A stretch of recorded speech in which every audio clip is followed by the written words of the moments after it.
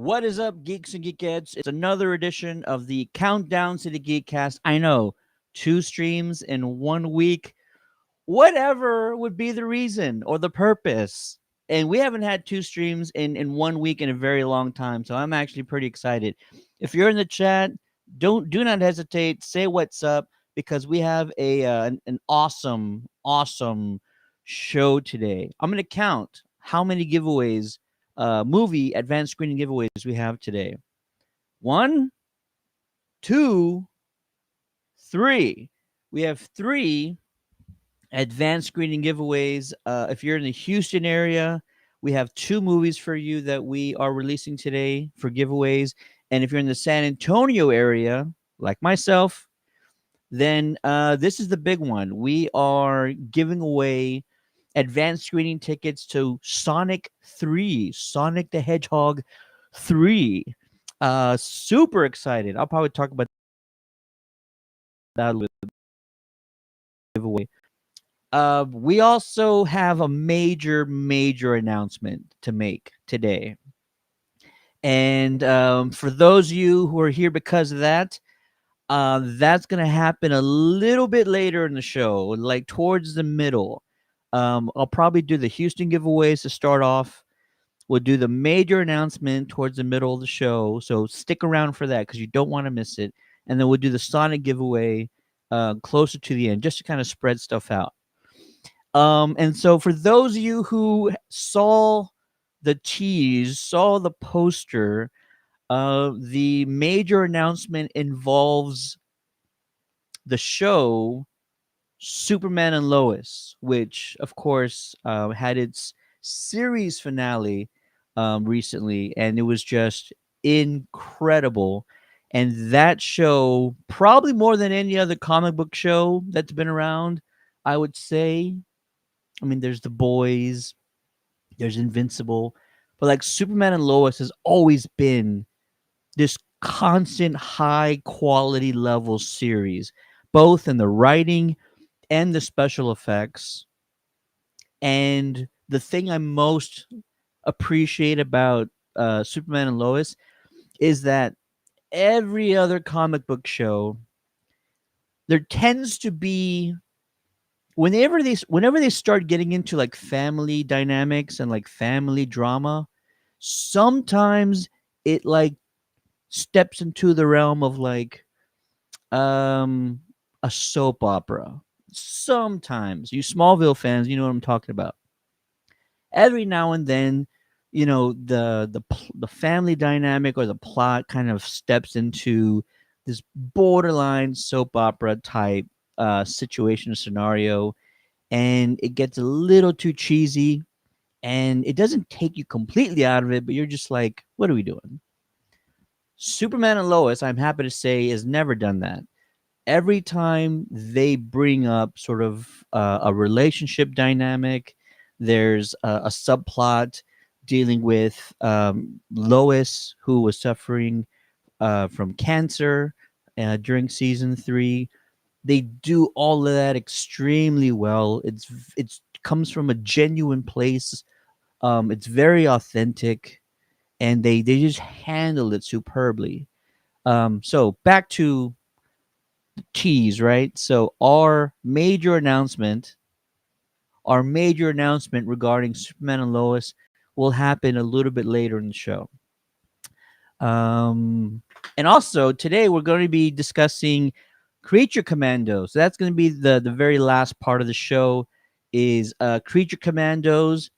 The official start of the DCU is here. We can now say that we are all living in the era of the DCU. James Gunn's his brand, his reimagining his entire universe begins today with the start of Creature Commandos. The first 2 episodes dropped today. Again, that'll be towards the end of the show. And I'm going to have my buddy David Lozano join me for that. If you're in the chat, say what's up. Aurora Romo made it on and excited to hopefully get Sonic giveaway. Go on SA. Geek on SA? Let's see here. If you're in the chat, say what's up. Um, I want to ask a sort of question of the day. Shall we do that? And this is something that I'm not struggling with, but I saw this Instagram story, and it's one of those where like you somebody posts it, and then they kind of circle like what their favorite Christmas movies are. And the person who I saw first, I was really surprised. I'm like, wow, I didn't know that. I thought I had a pretty good grasp on like what is my favorite Christmas tradition movies. And then this person who was a friend of mine, their choices were drastically different. I know everybody's different, but it was just so different. And some of the choices were kind of surprising. Like really, you would really want to watch some of those movies every Christmas. Like that's kind of where that's at. So I'm gonna pose this question in the chat, and I hope you folks will participate as well. What is your absolute Christmas tradition movie?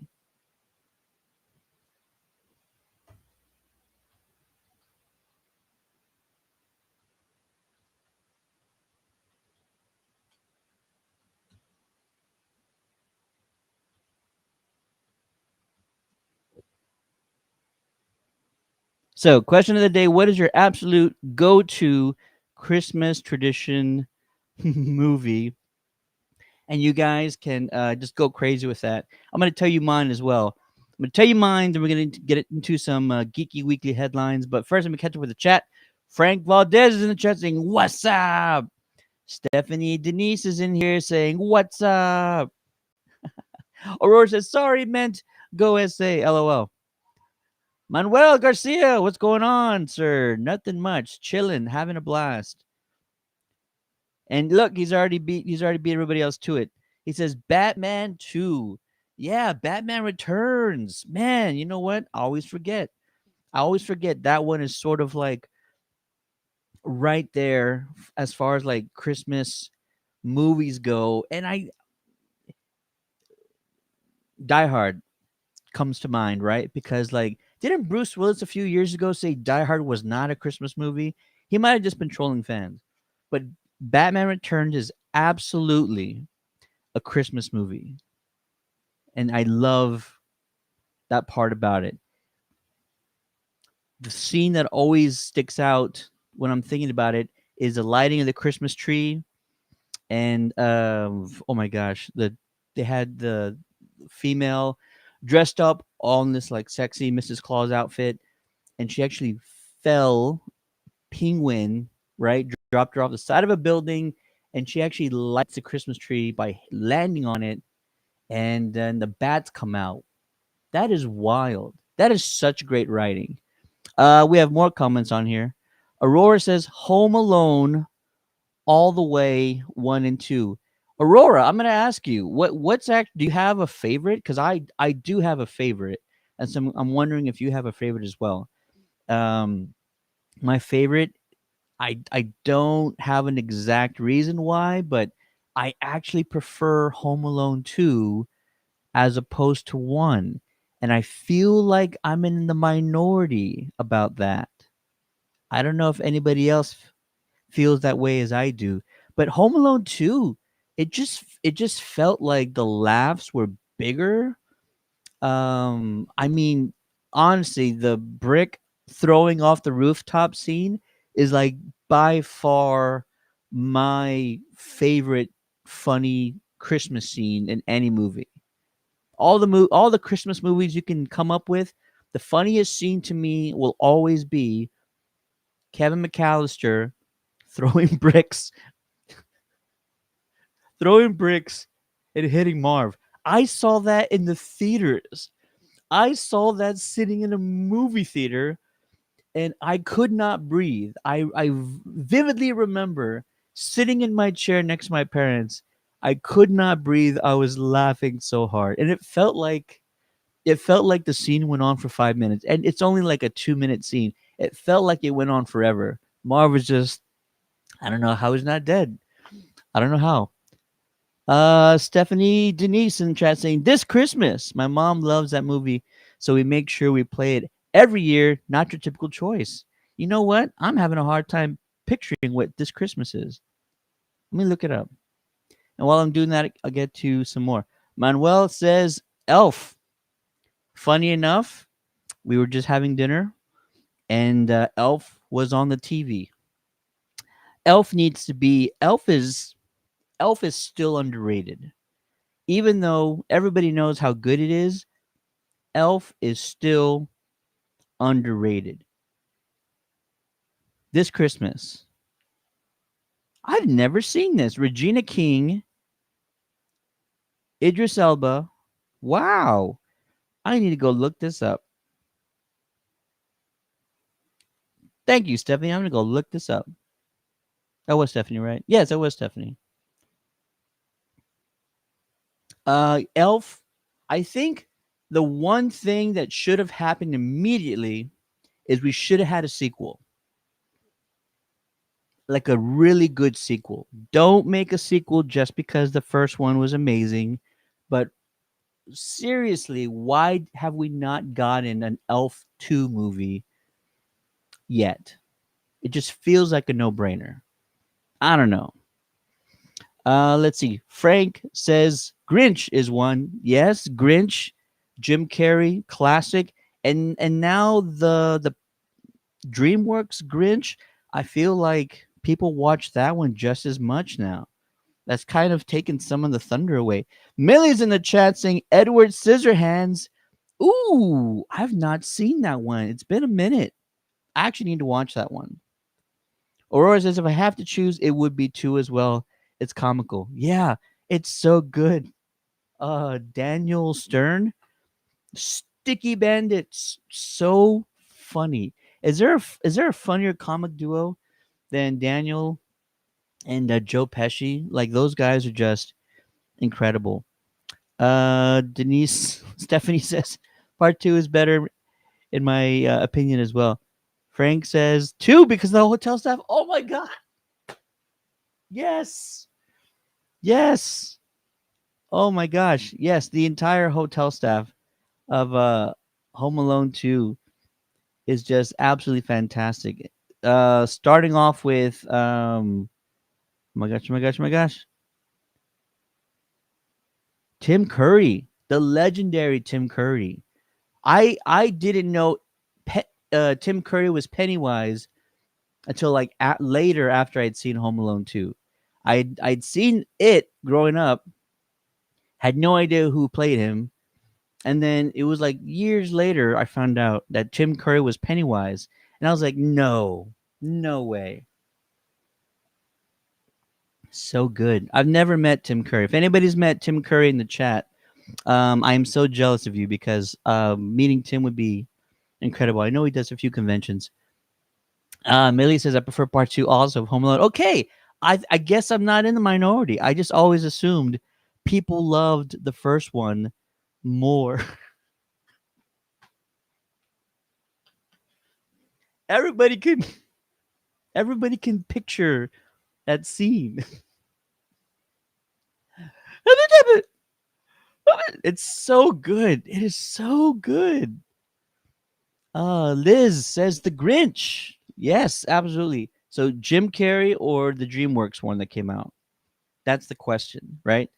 Like I mentioned, the DreamWorks one, I feel like more people are watching that one more recently. Stephanie says Chris Brown is in it and it is such a good movie. I really need to check it out.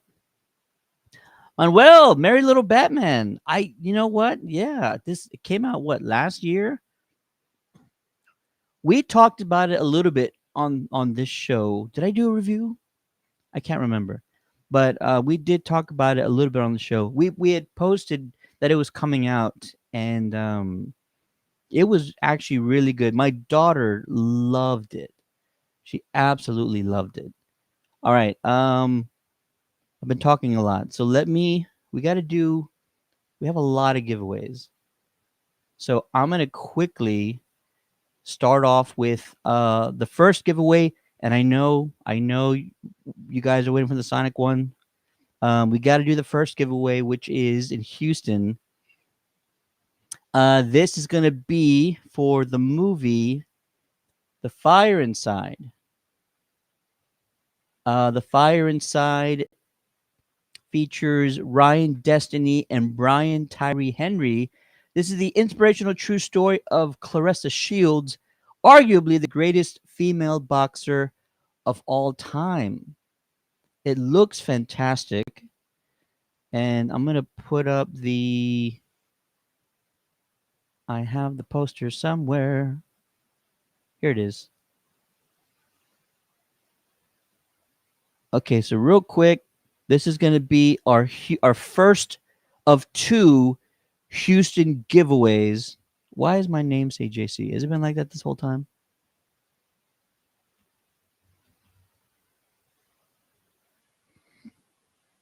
Somebody's playing a prank on me. All right. I am not JC. I am Ted. Let's see. This is our first of 2 Houston giveaways. Link is in the chat right now. Go to our link. It's going to go to our website. There's going to be a link on the page. You're going to use that link to register on the studio's website. The reason why you register is so that the studio can send you the passes in digital form. If you've never been to one of our screenings, you must show your digital pass at the door to get in and also to get seated. Your pass is good for 2 people. These are also first come, first serve seats. That means seating is limited. There's probably going to be like 200, 250 seats, and you want to get there early in order to get one of those chairs. The movie starts at 7. I always tell folks, be there at least 2 hours early. If you can do it earlier than that, it's even better. But I always tell folks at least 2 hours early. All right. So good luck to our Houston followers. The Fire Inside, which looks fantastic. If you want to know more about it, the trailer is also on that link,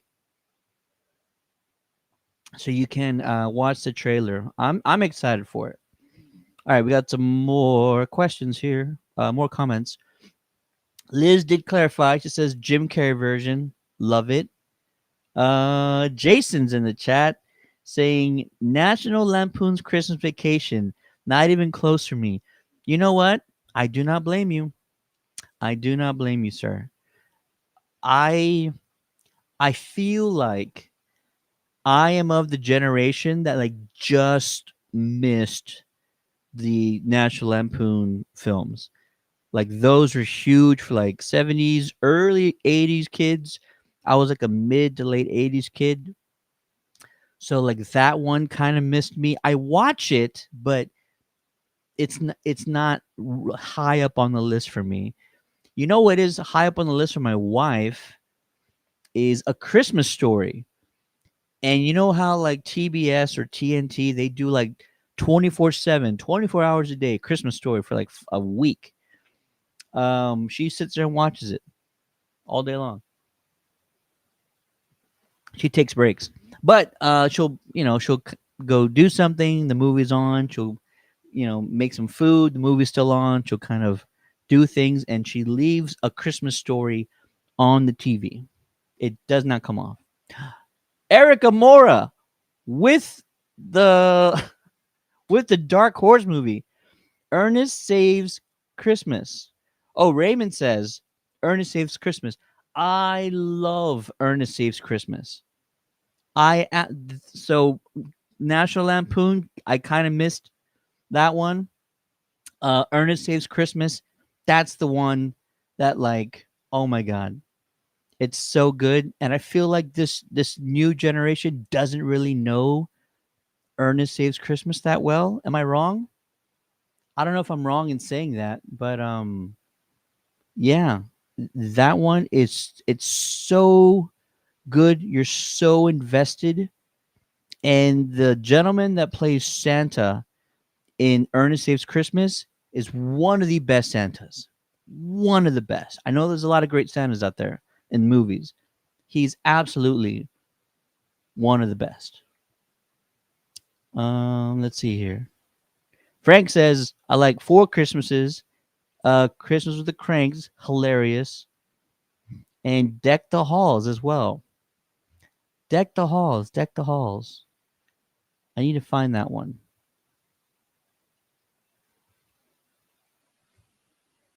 I need to find that one. That one doesn't ring a bell. Is that the cartoon one?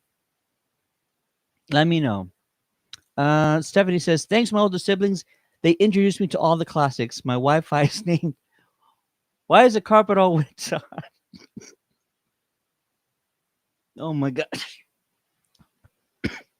That's hilarious. That's so funny. Oh my gosh. Very cool. All right. We've already done one giveaway. This is usually the part of the show where we do the Geeky Weekly headlines. We're going to get through a few of these really quick. And also, before I do that, I'm going to go ahead and bring on my co-host for the night because I know he can't wait to jump on. Ladies and gentlemen, from the Star Wars Stuff podcast, Mr. David. What's going on, sir? Straight from the parking lot known as I-10. How's it going, guys? Fantastic. You know what? We're just discussing, and I would love to get your take on this because you and I, we're pretty close in age, so I'm curious. What is your absolute go-to Christmas tradition movie? Man, at my age, I've worn out a lot of these movies. So my go-to for maybe the 90s, early 2000s was probably National Lampoon's Christmas Vacation with Chevy Chase. That was always the go-to. When I was younger, in the early 90s, it was Home Alone, Home Alone 2. Those are just such great films that get you kind of in the Christmas spirit. They're really fun. John Williams did the score, I believe, for part 1. Oh my gosh! Yeah, you're right. Wow. Yeah, and that was the first time I ever heard that song that the choir sings towards the end of Home Alone before he has the wet bandits invade the house, and it's an awesome song, man. Yeah, that's one of my when the favorites. chorus is like fall on your knees or something. But yeah, it's on the soundtrack. You can download it on Spotify and Apple, I believe. But yeah, those are the two big franchise movies that come to mind. I know a lot of people love like Polar Express and How the Grinch Stole Christmas. I like the cartoon. When I was a little kid, that was always like a staple. And man, a lot of people love A Christmas Story, but they showed that to us way too much in school and then on TNT on cable. It was on all the time, man. And I didn't want to watch it. And that was the time before the internet. That was the time before we had more than the 32 cable channels that we had at the time. And it was like, I don't want to see this. I've seen it way too much. I think you're on mute, Ted. That's hilarious because I was just talking about my wife leaves A Christmas Story on the TV because they run it nonstop Right. Christmas Day, and so she'll leave it on. Whether or not anybody's in the room doesn't matter. She leaves it on. It is background Christmas music for her, and Right, I see. I'm like, it's okay. It's whatever you want. We can. Yeah. I be mean on the TV all day. that's a little different. I mean, if the wife wants to do that, that's fine with me. But You say yes, yeah. yeah, I mean, there are some big time classics. There's another one that I was going to bring up. Of course, everyone talks about how Die Hard is a Christmas movie, and they don't feel like it's Christmas until they see. I'm blanking on the name, but what's the name of The bad the guy. villain in Die Hard? But They're I like, know you're talking about. yeah, they're like, it's not Christmas until we see this guy fall off Nakatomi Plaza. I know it's Alan Rickman, but his character Yes. is Hans Gruber. Yeah, Hans Gruber. Yes, I can't believe I blanked on that name, but yeah, that's another big one. Yeah, those are the ones that come to mind. Yeah. Frank says Danny DeVito and Matthew Oh. Broderick have a movie called, oops, wrong one, Deck the Halls. I'm not familiar with this one. Deck the Halls with. I really need to catch up on my. We just stick to what we know. Yeah, 2006. Danny DeVito, Matthew Broderick. Wow, that sounds like such a great team, a duo. Those two guys. I need to check that out. And of course, I Kristen have to bring up Chenoweth. personally the Lord of the Rings. To me, Oh, those are Christmas movies. When it starts getting cold outside here in South Texas, I want to put those movies on immediately and have those as my background noise personally. That and The Hobbit as well, the Hobbit trilogy. Yeah, I can just leave those movies on all the time and see what the Christmas Story does to me. The Lord of the Rings does to my wife. She does not want to hear it because she claims that I have it on way too much. So yeah. that's hilarious. And then Star Wars was supposed to be that for us when they dropped The Force Awakens in 2015 Christmas. I thought that was going to be the Christmas tradition, and then of course The Mm. Last Jedi came out during Christmas and The Rise of Skywalker. I thought that was going to be the new American tradition, a Star Wars film during Christmas, and of course when they drop these big movies, for me it hijacks my holiday. So I'm just constantly thinking about that and not Christmas. But I welcome it. I totally welcome it though. We were this close, sir, to getting Star Wars every December. We were that close. It's unfortunate. Avatar's great and everything, but I would rather have a Star Wars film come out. And then, yeah, Rogue One, I believe, did come out during Christmas as well. Man, All right, we have.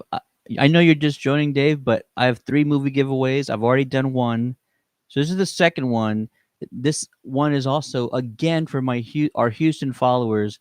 This one looks actually fascinating.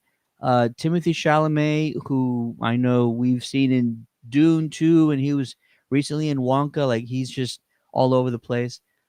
He's actually doing a movie where he's portraying Bob Dylan. So this movie is called Complete Unknown. It also stars Edward Norton, Elle Fanning, great cast. It's coming out Christmas Day, but if you're in Houston, I now am dropping in the link for the advanced screening, which is going to take place, I believe, on the 18th, 17th or the 18th, next Tuesday or next Wednesday. So if you're in the Houston area, that's for you. Go check that out. And again, if you haven't heard about it, the trailer looks fantastic. It looks really, really good. Raul Baez is in the chat saying, "I want to see that movie." Yes, you do. You know who else said? Who else spoke really highly of Chalamet was Josh Brolin. Josh Brolin, friend of the show, um, hosted his panel back in October. Amazing guy, but he was on the set of Dune 2 when I think Timothy got word that he was going to do this project, and Josh was totally skeptical. Josh is a massive Dylan fan, oh right? wow, It was actually Josh and somebody else. I forgot who the other guy was, but very skeptical. He's like, I don't know if, I don't know if this is gonna work out. He's like, I'm a big Dylan fan. Dylan is, if you don't know Bob Dylan, arguably the greatest songwriter in the history of songs, music, and he's got such a unique, high pitched tone of voice. It's so unique. You can spot it a mile away. So Timothy had a guitar with him on the set of Dune 2, and he busted out and he started playing. I think he just said something like, "Hey, do you mind if I try this out for you guys or whatever?" And they're like, "Yeah, yeah, sure."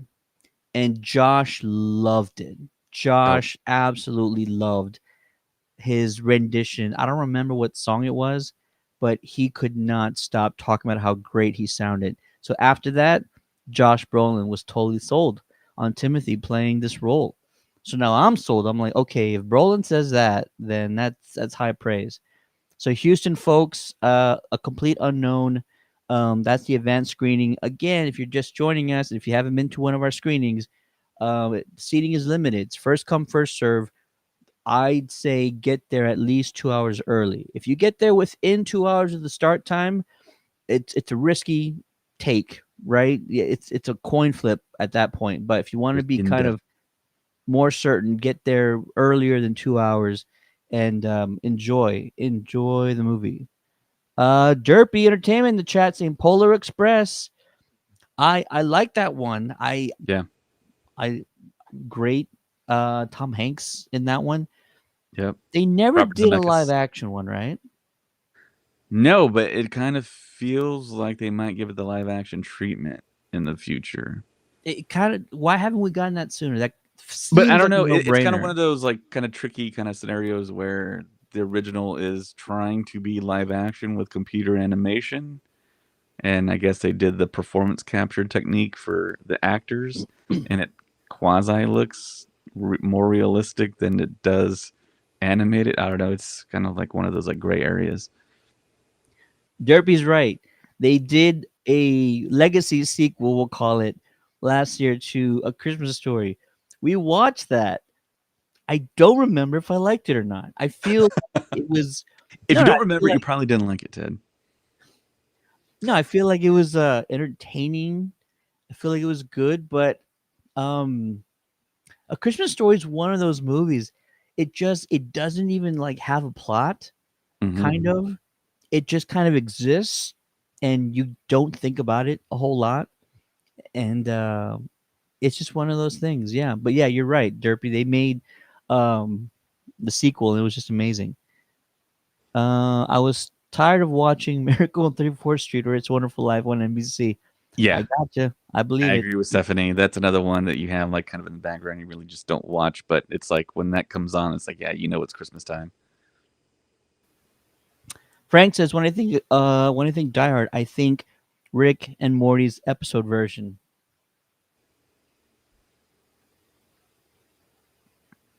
I know there's one that plays with the name. I just forget which one it is, but I agree. Very cool. All right, we're gonna get to some quick geeky weekly headlines because there are some sort of news items that we want to talk about here. So, first of which is, if I can get this sooner. Okay, I gotta call this one out. And I know it's hard to see. Let me take this off real quick. The I Know What You Did Last Summer movie has begun filming. It is now in production. And listen, I'm usually the guy that says, "Hey, I'm wondering what those people are up to. I'm wondering what happened to that character." I wonder what they did last summer. This is now one of those franchises where I'm actually even remotely curious about what any of the characters are doing. Not the actors or actresses, but like, no, we like the first one felt like it was solid. The second one, I think people enjoyed it for what it was. But I'm like, cool, two movies, you did a good job. We'll leave it at that.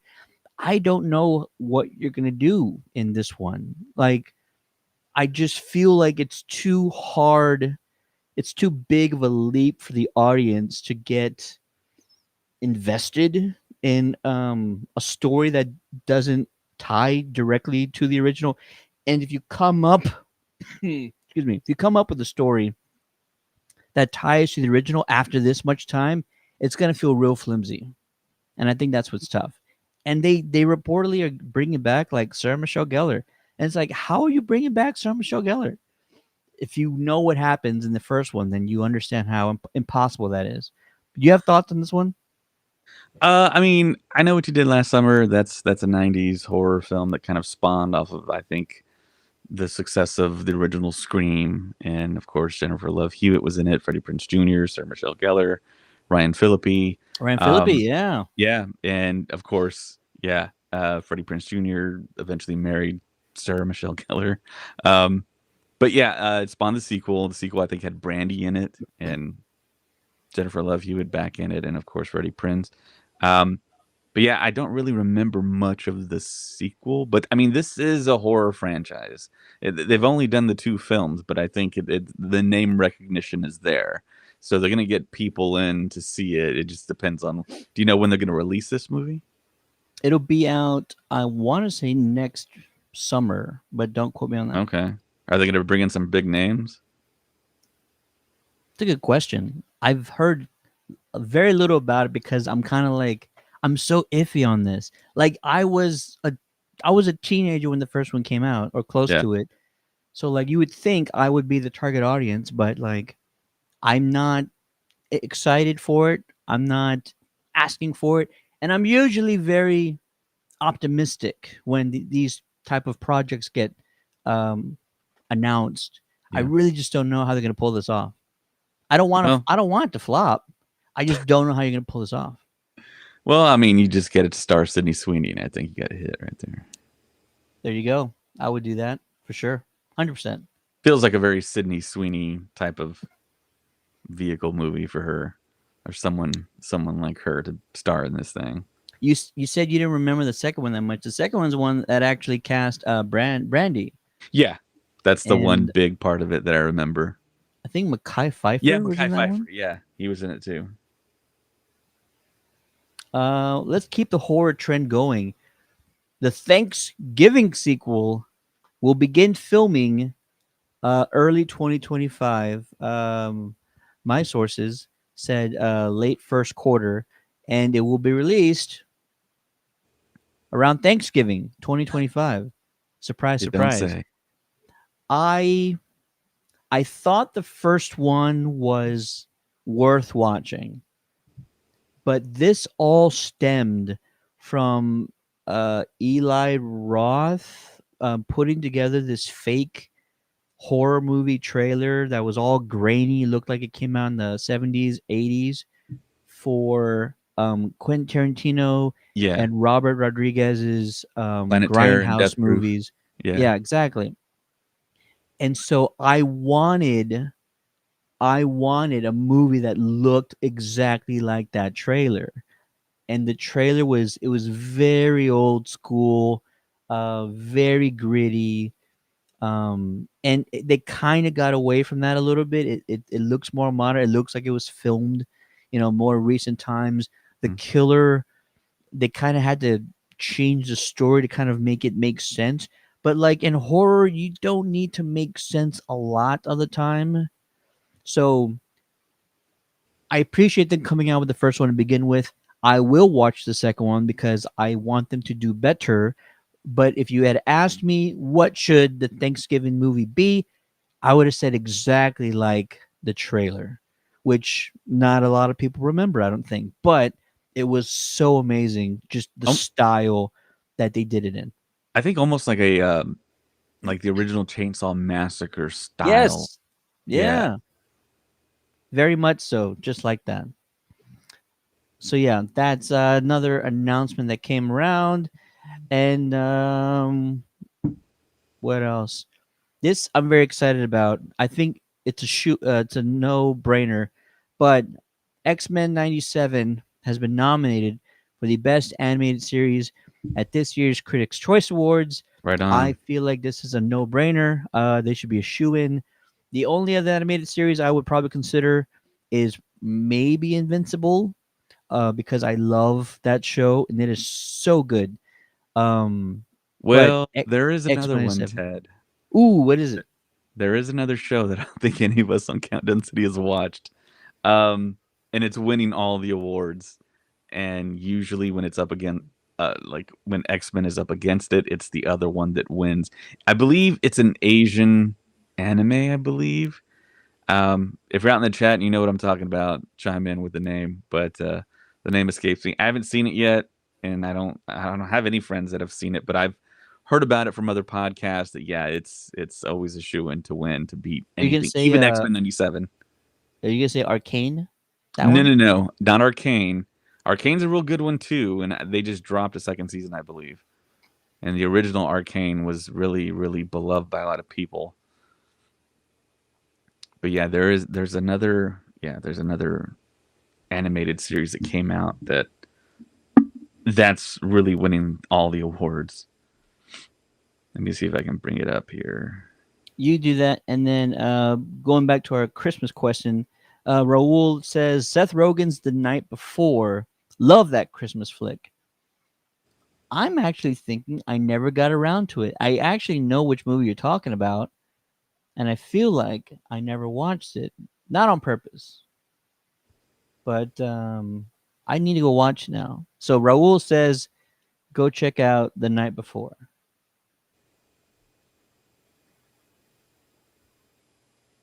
I think I have one more story. Ah, yes. Of course. Ana de Armas, who's fantastic in just about everything she's in. New poster has been released for her John Wick spin-off film Ballerina. And I will say I am excited for this one. And if there's any John Wick fans in the chat, I'm not saying, do not hate me for saying this. John Wick 4 is probably my least favorite out of the series. And only because the fight choreography seemed to be less impressive than all the others. And if you feel differently, that's quite all right. But the thing that I hate most in movies, it's almost like a pet peeve, is when there's a guy with a weapon, call it a handgun. Blue Eye Samurai. Blue Eye Samurai, okay. That's the one that's winning all the awards. Gotcha. All right, so my pet peeve in movies, right, is when there's a henchman. He's got a weapon. He's got a handgun, and he's like 20 yards away, and he's pointing it at John Wick. And the henchman, for whatever reason, runs all the way up to John Wick so that John can knock the gun out of his hand. That is my pet peeve in movies. Like that's just Well, the guns silliest jam. thing. And But they don't it's show the jam, though.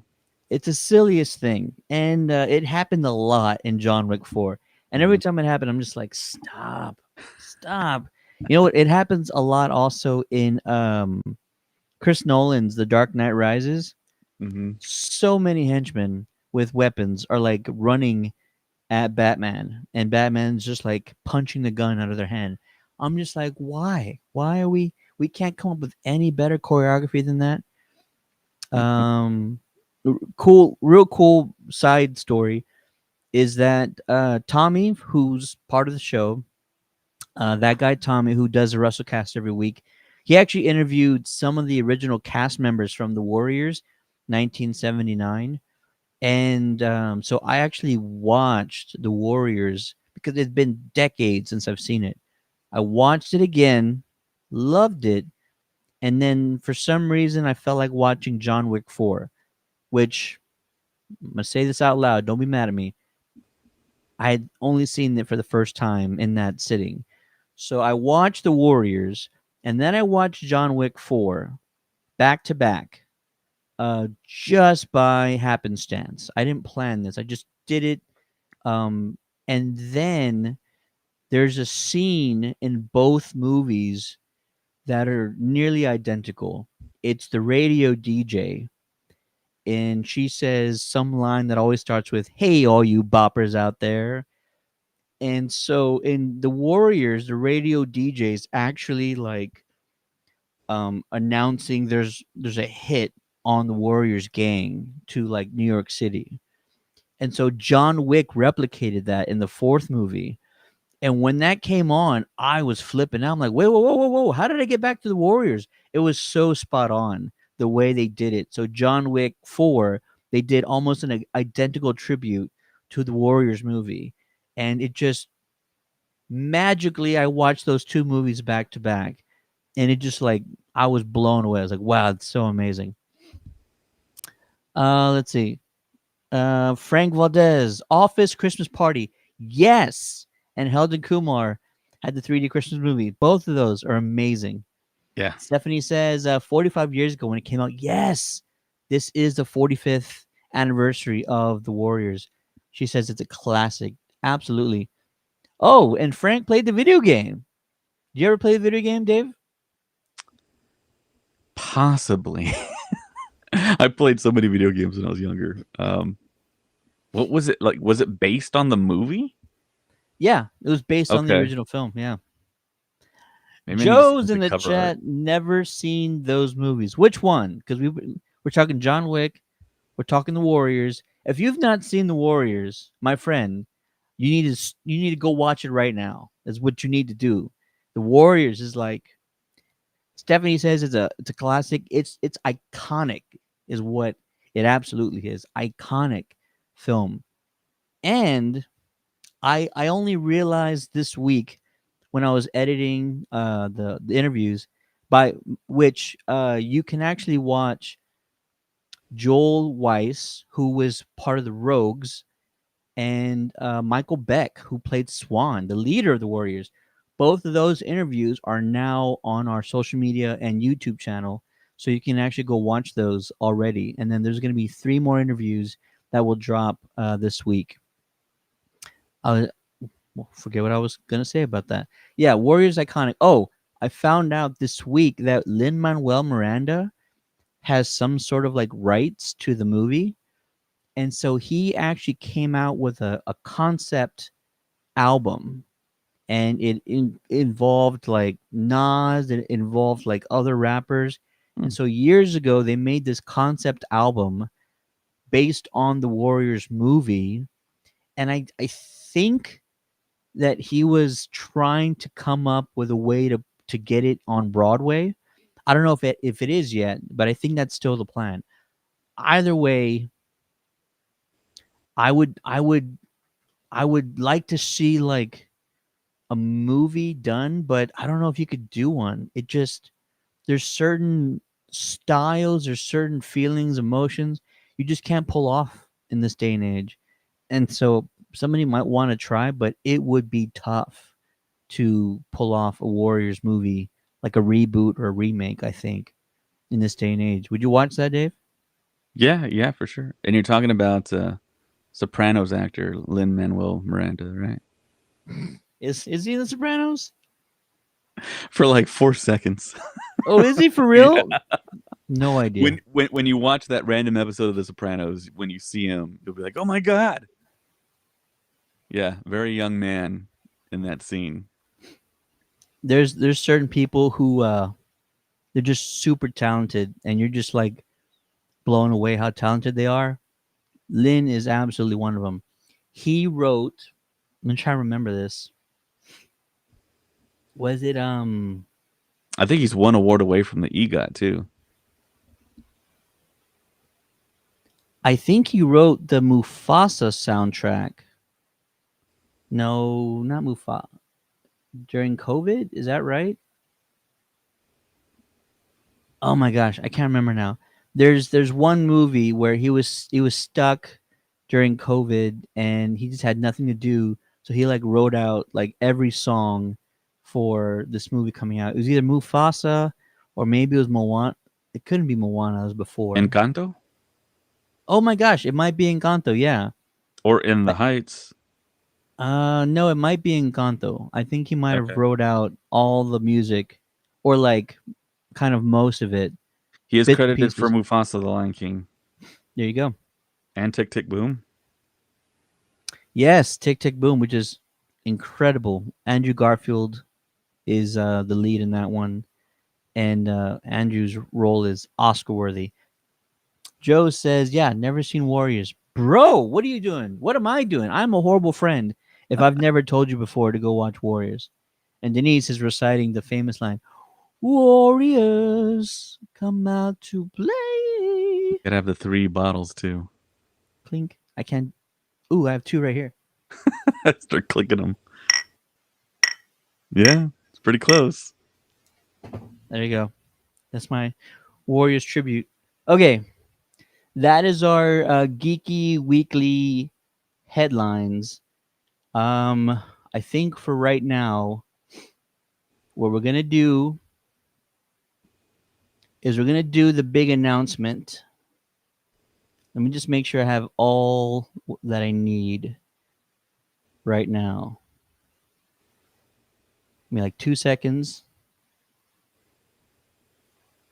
I don't have what I need, so I need to go get it. Okay, so for those of you who saw the post earlier, We have a major announcement that we're gonna make right now on this show, and it involves the hit CW DC Comics series Superman and Lois, which aired its series finale um, last week.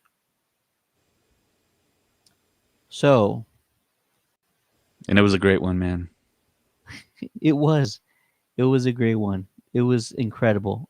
All right, so for those of you who've been waiting, wait is finally over. Whew! Let me get a drum roll, Dave. Like Christmas Give me- vacation style. Yeah, do it. Drum roll, Brrr. please. I can't do it. Brrr. All right, no worries, no worries. All right, here it is. The major announcement from the Countdown City Geeks is that tomorrow, live on this show, we're going to have Alex Garfin himself for an interview. Friday, December 6th, tomorrow, 7 p.m. Central. Jordan Kent is going to be on this show answering your questions. So if you have anything you want to ask to Alex, join us tomorrow evening on this show. It's going to be absolutely incredible. I have so much I want to ask him. It's been one of the best comic book shows ever. And I don't want to say it started off on the I don't think it started off on the wrong foot. It just started off like with like no one giving it any respect or anyone having any high expectations, because everyone was already had a sour taste in the mouth with what was happening to Henry, that Yeah. Kind of we weren't overshadowed. giving this one really the time of day. So, yeah, I am stoked. Alex is going to be here tomorrow. It's going to be awesome. Uh, Retro Rays in the chat saying can't wait. Stephanie's clapping over here. Aurora with the clap. Yes, do not miss it, guys. It's gonna be a blast.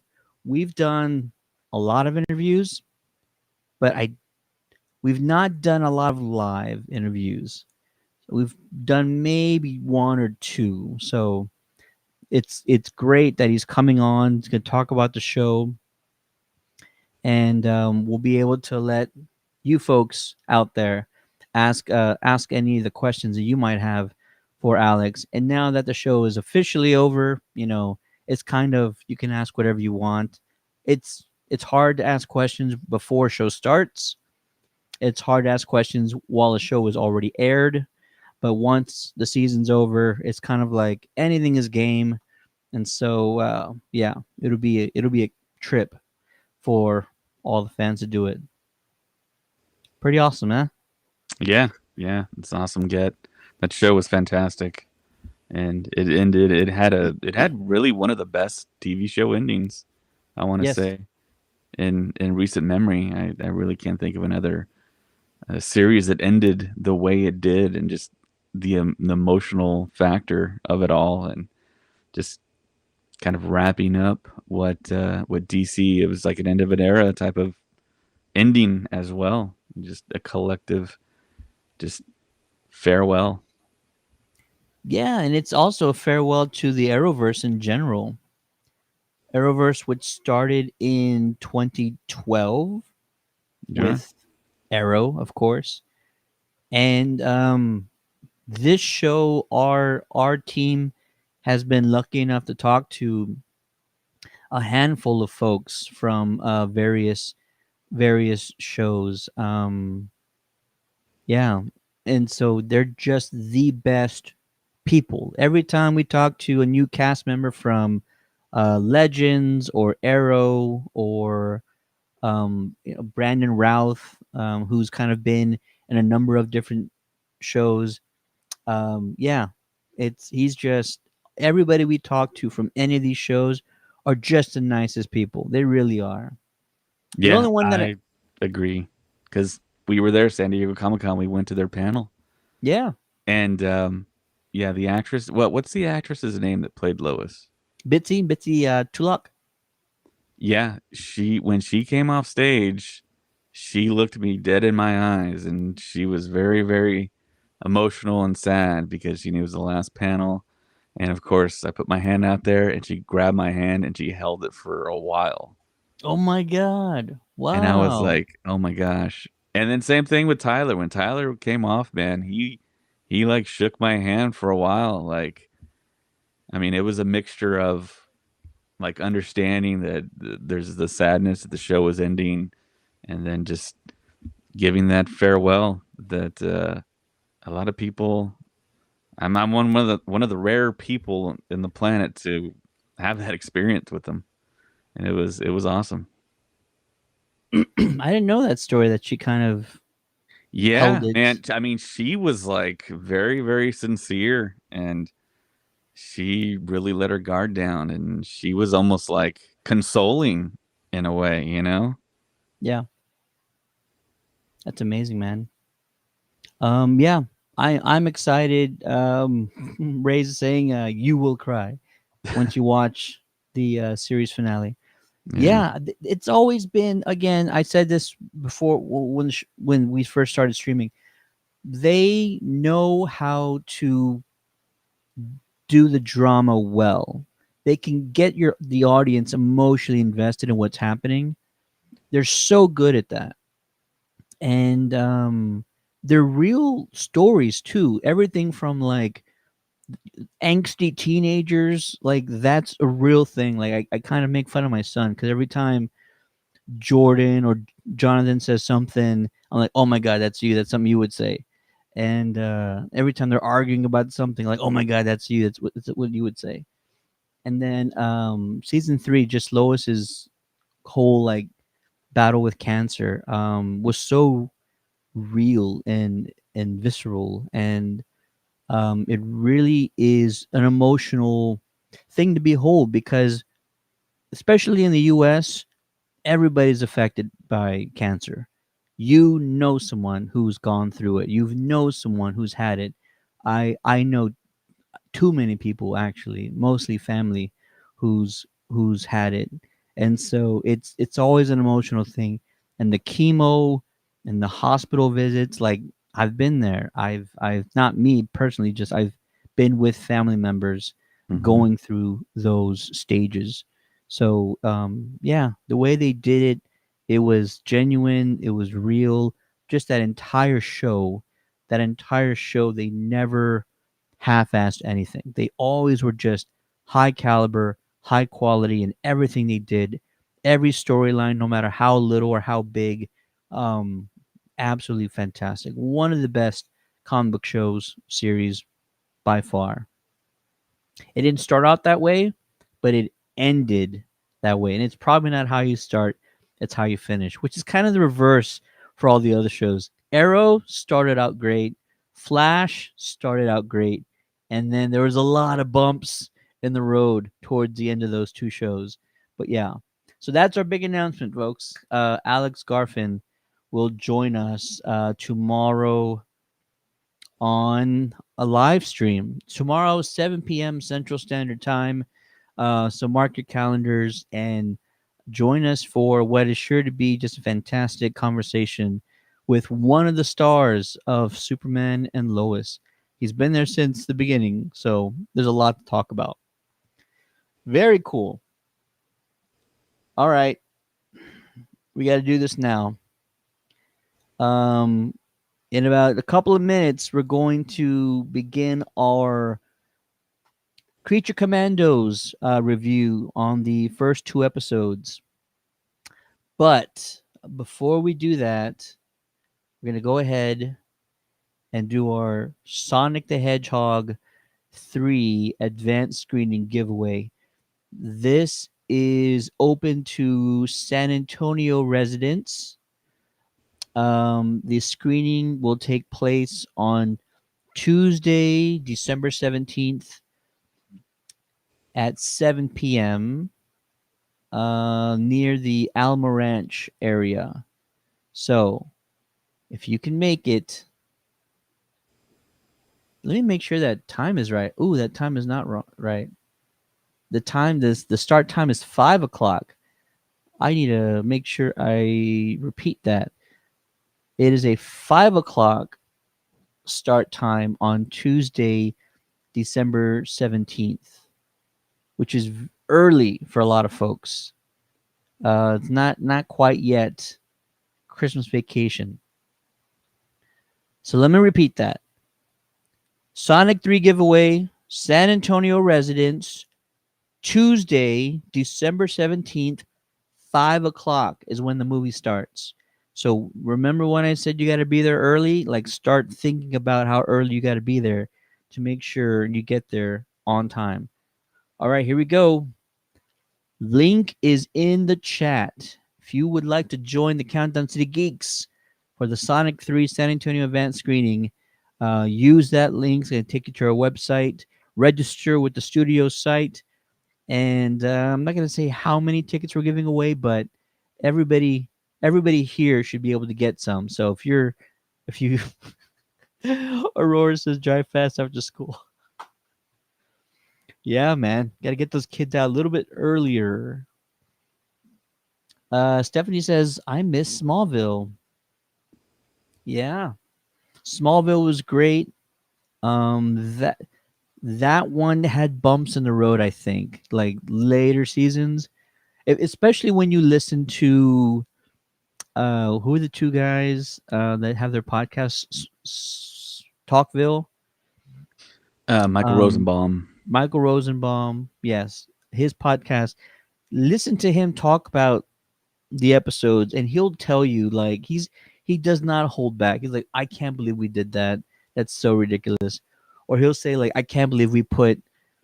There's one scene of like I can't remember if it's Clark or somebody in a hot tub with another woman girl, and Michael Rosenbaum is like, this is so stupid. Like, how are we really? I can't believe we aired this on cable television. And so yeah, listen to their podcast and yeah. Stephanie, use so before you click the link, hang on. Everybody's saying the same thing. Before you click the link, there is a code on there, and that should be the code.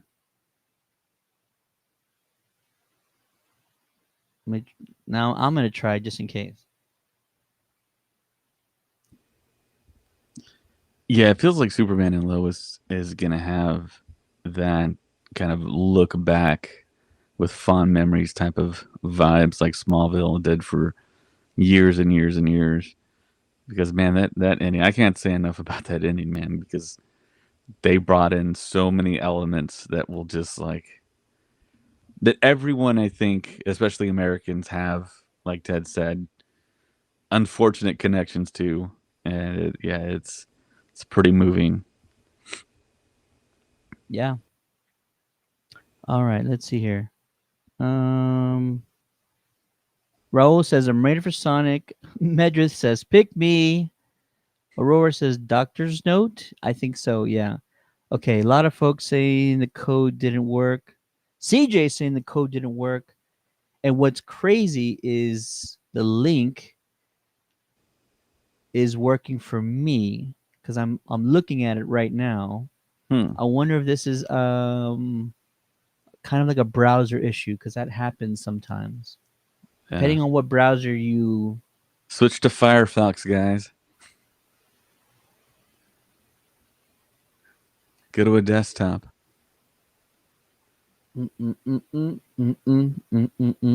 the link working for anybody? Because I'm on the website, but I'm on a PC. I'm on a desktop, and the link's working for me, and I don't know why it's not working for everybody else. Let me check one more thing.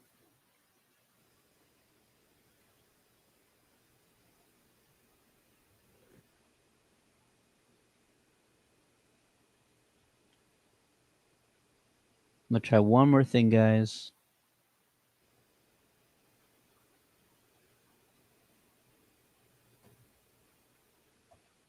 Okay. I am saving the link once again. So close your browser. Anybody who says the link didn't work, close your browser and go to the web, try the link all over again. You're going to have to either close the browser or refresh it in order to kind of like, internet's weird. So if you open the page again, go to the refresh button while you're looking at it to refresh it so it reloads a new page, and try it now. I want to say it's going to work now. Let me get at least one person in the chat with a thumbs up saying, Stephanie says, who uses desktops? The streamers, really, just folks, streamers. Medra says, always vacation. Kansas City Geeks, always vacation. All right. Let me get at least one person in the chat because I want to make sure this works. So somebody in the chat, at least tell me that the link is working and you're able to get to the studio page.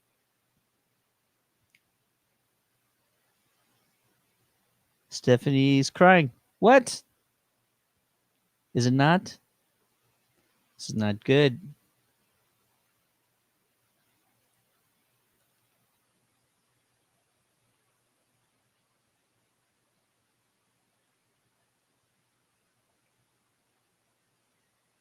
Is the link working for anyone? Dave, you try it. And how do I try it? I don't know. Go to countdowncitygeeks.com. Can you click it in the chat room right now? Can you see the chat? Yeah, I can see the chat. Let me go to the link here. All right. It says host, San Antonio Paravent screening passes. So I'm on a MacBook Pro right now. And anytime I click a link, it drops me into Safari. Oh, So weird. it's like I'm on a desktop. Let me see. The clicking is not working. Let me copy and paste it and see if that will work. Aurora has a crying emoji too. What is going on? I hate to say it, guys, but it works for me. Did it work for you? Yes. Okay. Maybe. Anybody trying the link, this is gonna be key, okay? So you click the link in the chat and you're looking at the website, and then you need to refresh the website.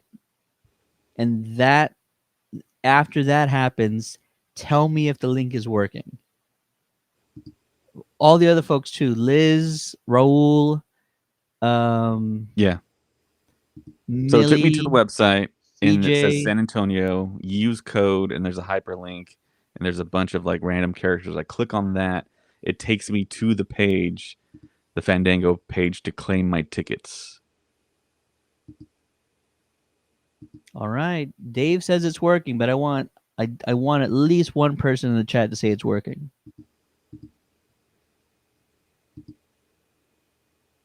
I'm gonna use my phone, guys. Frank says redeemed. All right. It's Nice. working. That at least tells me that. Frank, did you have to refresh? You had to refresh the screen? Because I feel like that's the key thing here. Is you're on the website already. Before you click the San Antonio link, refresh the website. That way. Or instead of clicking the link in chat, copy and then paste the link in a new browser. Oh, That's what I just did. Or copy the link. Yeah. So the code they gave me isn't working, but the hyperlink should work by itself, if that makes any sense. Click the link, it'll take you to the site that you need to get to. Don't worry about the code.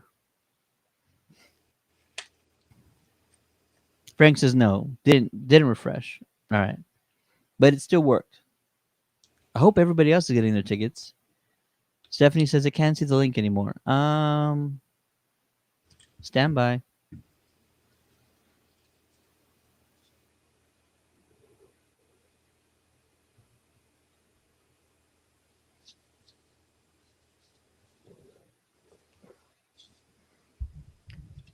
Sonic 3 SAT link is now in the chat. So where does the link go? It should still be there. I need to pay attention to Facebook more while we're streaming. All right. So there's the link. It should work for everybody. All folks use the link.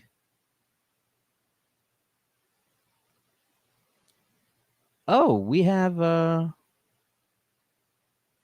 forgive me. Oh, is that why? Because it's like going away. Can I pin it and it's gonna pin?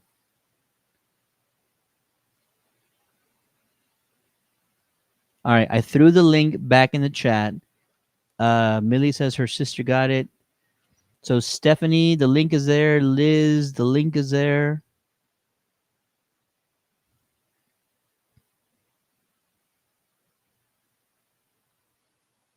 And yeah, all right. We're gonna now get on to the last topic of this show. And I'm so happy that some folks are getting their tickets and it's working. The link is working. So if you haven't gotten them yet, get in there now because there's around 2 dozen winners that we're gonna have for this one. Also, there will be, shall I say, there might be more rounds of giveaways for Sonic 3. It's not a guarantee. I'm laughing because Steph is in the chat saying, it worked. Thank you, sweet baby Jesus. Yes. So glad it worked. All right. Anybody else who had problems? It should work now. It worked in desktop. Thank you. Yeah, I don't know why sometimes the phones don't do it. It's something with the browsers. I don't, or like cookie I don't know, settings or something. Sometimes it doesn't allow the transfer to the new site. Very cool. Congrats, Aurora, Stephanie, Millie's sister. Frank got the tickets. We'll see you guys there. Say hello when you guys see us in the crowd. We'd love to chat. So yeah, definitely do that. All right. Got to get to final topic of tonight's show. And we still want you guys to participate. So if you would please, this is going to be our conversation on Creature Commandos. Yeah. The 2 episode premiere came out today. So we are officially, you, me, Dave, we are all in the DCU era now. It has begun. James Gunn's DCU era is officially started. Stephanie says, it worked on my phone. Aurora says her son is going to be thrilled. You're amazing. No, no, no. You're amazing, Aurora. You are. Hey, listen, I'm very happy you guys got your tickets. We're going to see you there. Do not show up late. You heard me say it started at 5, right? The movie starts at 5, and we've never had a movie start that early on a Tuesday. So it starts at 5, and you got to get there early. You know what I mean? Um, Grab yourself some lunch, go hang out at the theater like hours before. It's a free movie, so yeah, well, I'm excited. You guys are excited, so let's all we'll have a great time. Frank says sent to my son as well. He is stoked. Yeah, this is great. I'm so glad you guys are here, and we're all gonna be celebrating Sonic 3 together. Y'all are the people's champs. I appreciate it, Frank. You're awesome, sir. We are officially in the DCU. James Gunn's DC universe has begun, and it all starts with Creature Commandos. Dave, um, no spoilers yet. Just general thoughts about the 2 episode premiere. What do you think? It's really, really good to great.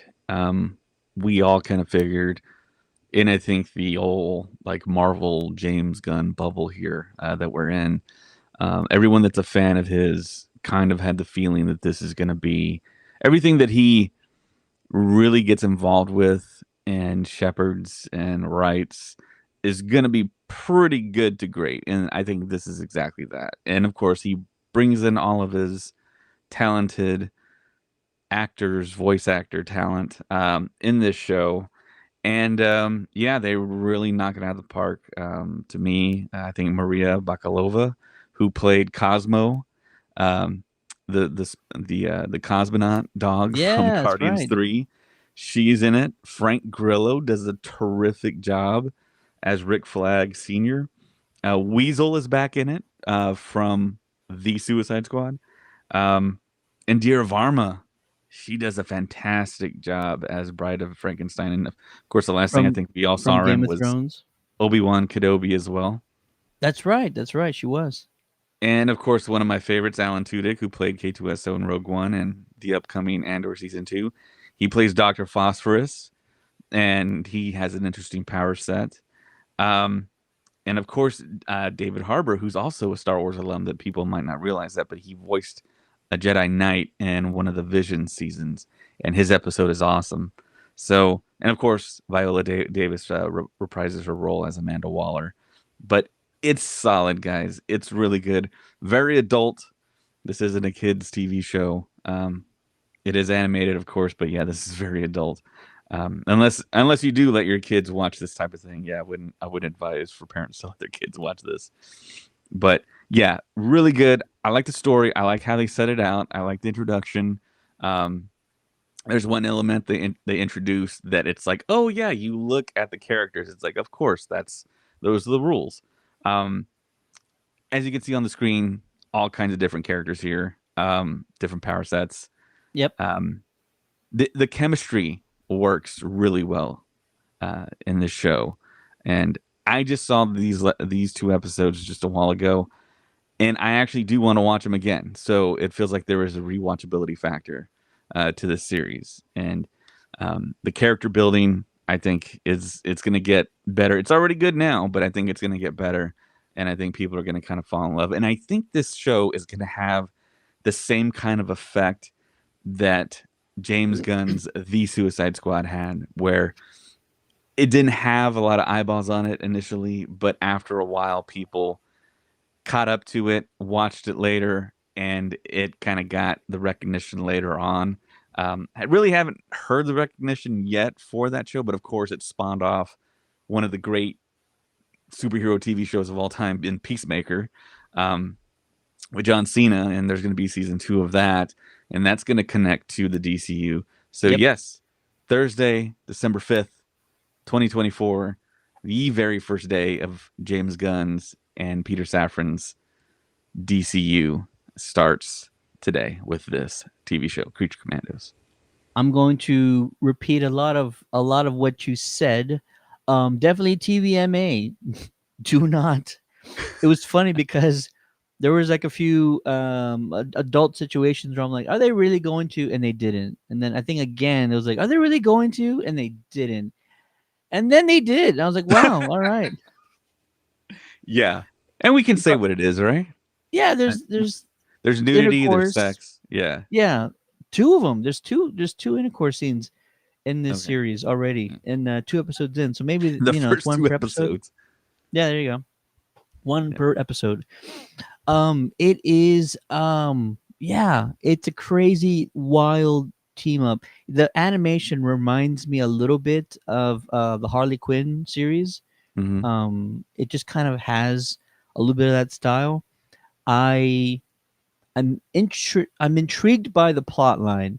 So Mm-hmm. Cersei is So I guess this is spoilers now.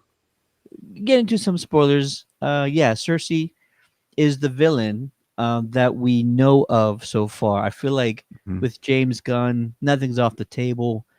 There's going to be some probably plot twists and turns along the way, but Cersei is trying to assassinate this queen or princess of this.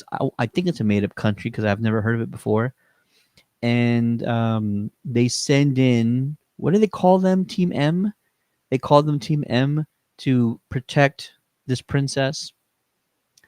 And it's hilarious because Cersei has this like militia with her, but like none of them are qualified to be in a militia by any stretch of the imagination.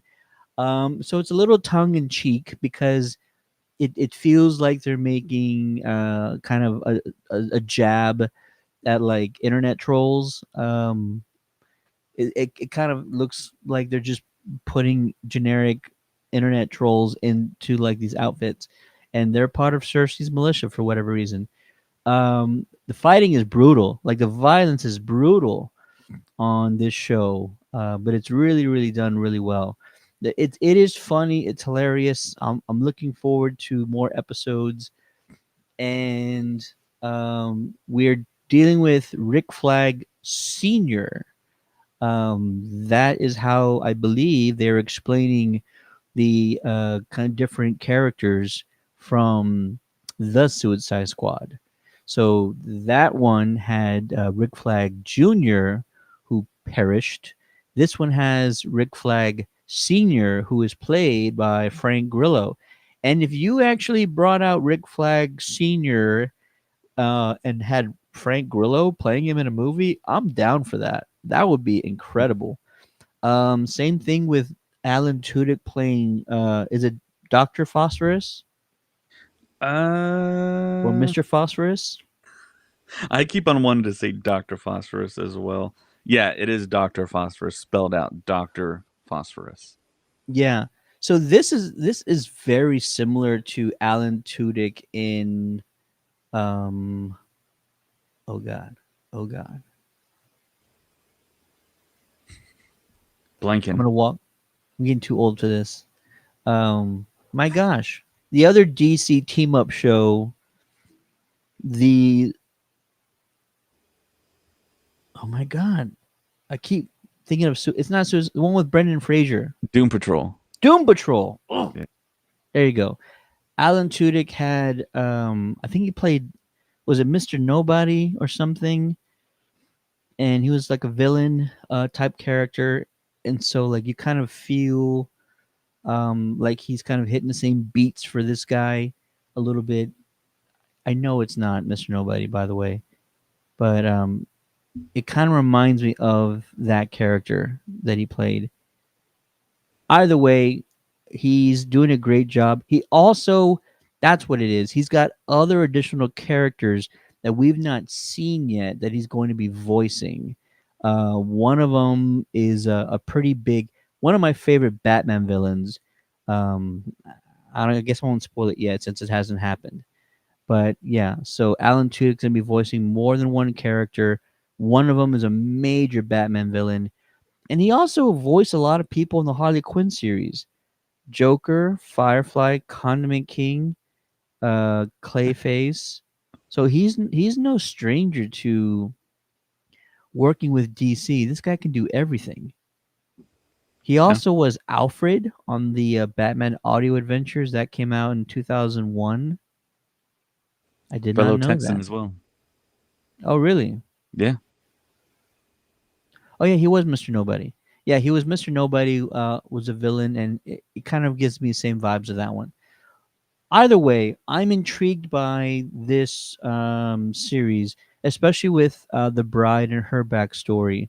Hmm. That one, I'm really interested to see kind of where that goes. Um, and also, why is Cersei trying to murder this princess? I think is my biggest question, and that's why I'm expecting there to be some sort of plot twist or something that happens where they pull the rug out from under us, something changes, motivations change and whatnot, and we'll kind of figure out what happens later down the road. But yeah, I love the casting. It's really good.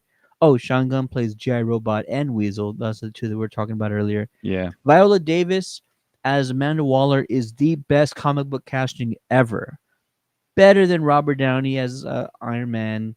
I don't know Better about than, oh, yes, that. she's so good as Amanda Waller, and she's played Amanda what, one, two. This is the third time, maybe the fourth time. I feel like she had a cameo in Peacemaker. I could be wrong. Yeah, she did. Okay, I'm pretty sure she did. so she's And like played her a the lot, and it's absolutely great. So David Harbour plays Frankenstein, mm-hmm. and I'm wondering if they would ever put him in live action because David Harbour, I would not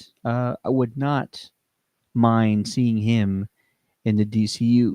That'd be pretty fantastic. This is written by Pat Broderick and James Gunn, based on the comics by G.M. DeMatteis. And how many episodes do we have?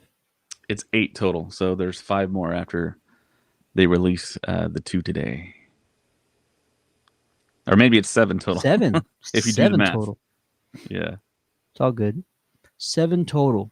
So we got 5 more episodes. Yeah, it's going to be quick. It's going to be short, but it also begs a question why James wanted to start with an animated show for his DCU with such an obscure team in DC Comics. You could have gone an animated version of the Suicide Squad. You could have done Doom Patrol, which is slightly more well known.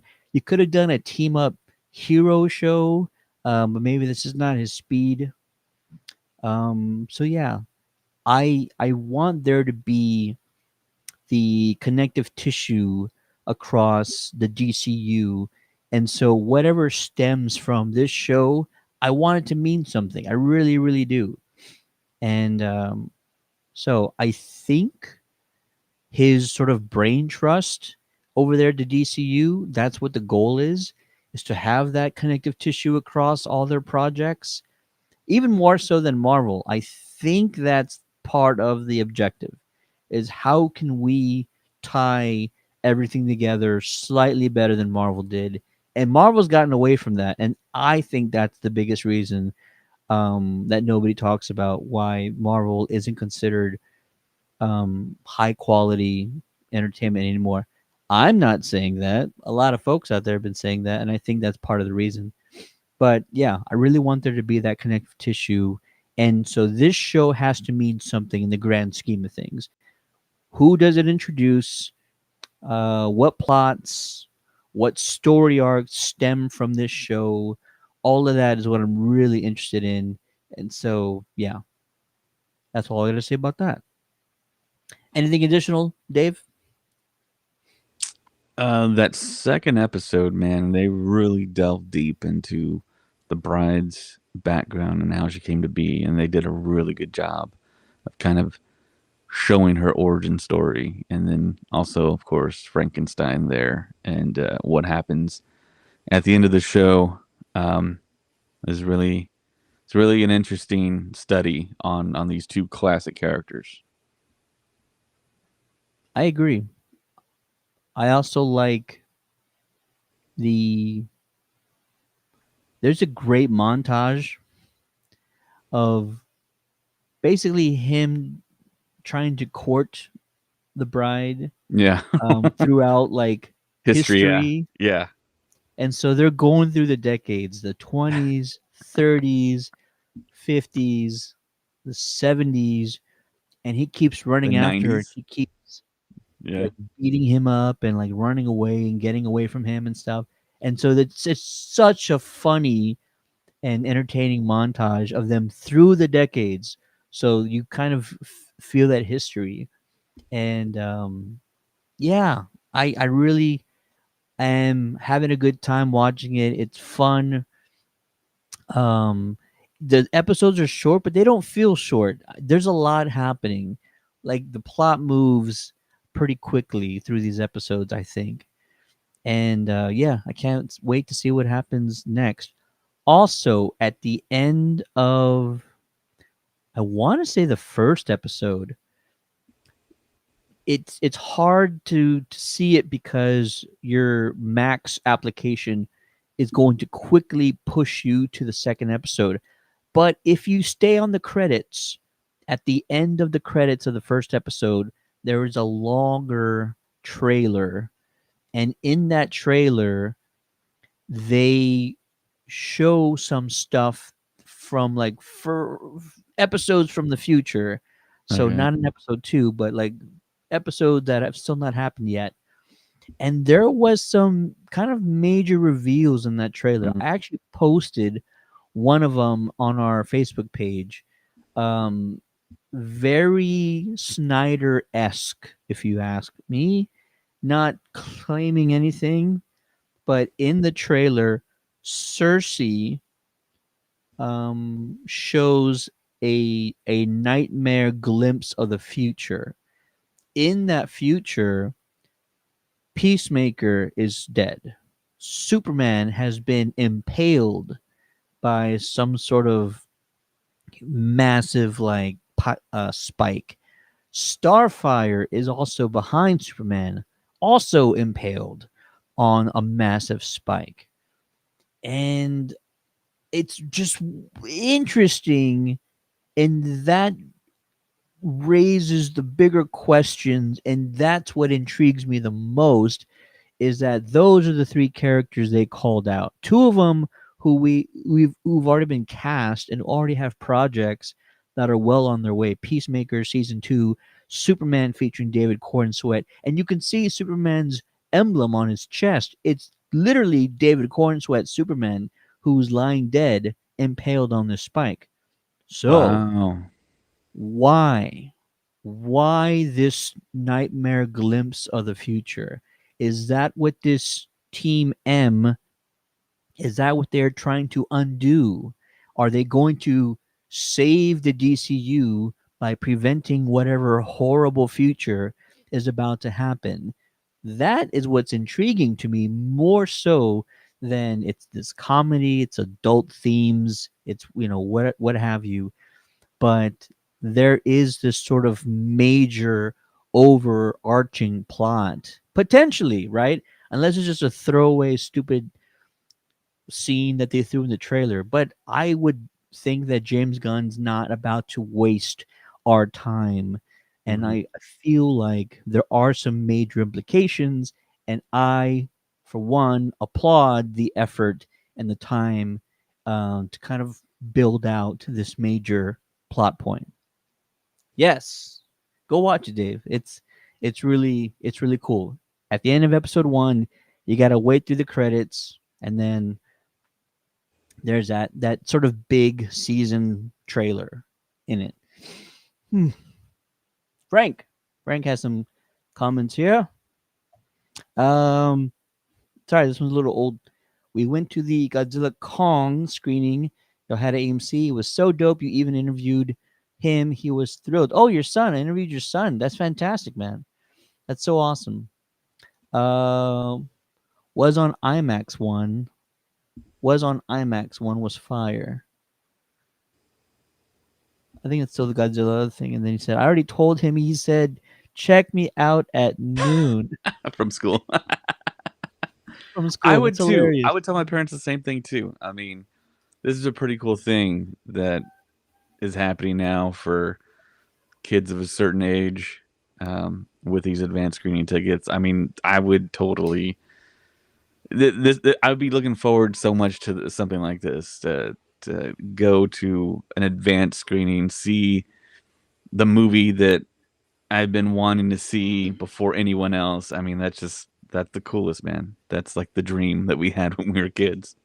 Dude, yeah.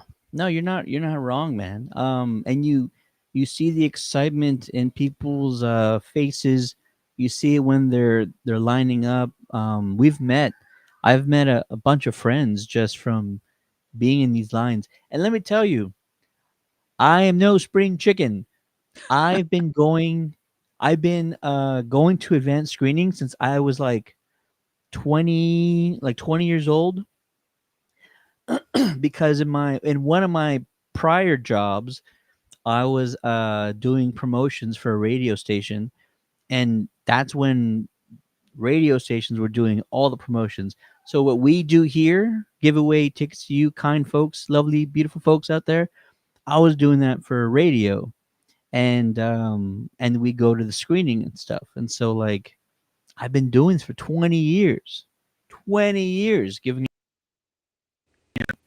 movie passes. It was exciting back then, and it's still exciting now, and it's wild that we get to do this now.